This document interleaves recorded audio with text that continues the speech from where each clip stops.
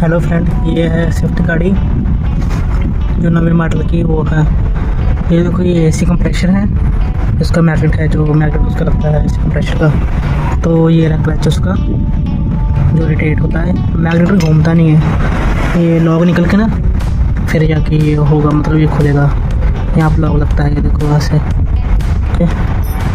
इसमें 14 नंबर का नट लगता है यहाँ पर, फिर जाके निकलेगा। ये इसका बैरिंग ख़राब हुआ है, वो डलेगा भी।